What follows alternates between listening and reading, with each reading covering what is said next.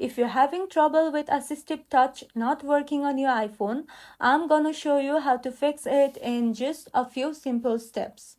First, make sure Assistive Touch is turned on. For that, go to your Settings app and tap on Accessibility. Then tap on Touch and on Assistive Touch.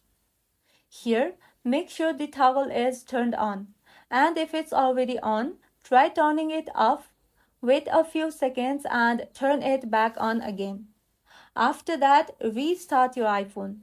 Sometimes a simple restart can solve everything. Next, on the same Assistive Touch settings, tap on Customize Top Level menu. Here, add or reset buttons to make sure they're working properly. Sometimes a glitch here can stop the whole feature. Also make sure your iPhone is running on the latest iOS version. If nothing else works, try resetting all settings, and for that go back to the main settings menu and tap on General. Here, scroll all the way down and tap on Transfer or Reset iPhone.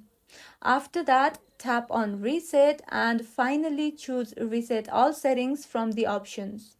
This won't erase your data, but it will reset things like Assistive Touch settings, network preferences, and more.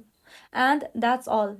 If this video was helpful, don't forget to like and subscribe for more iPhone tips and tricks. Thank you for watching.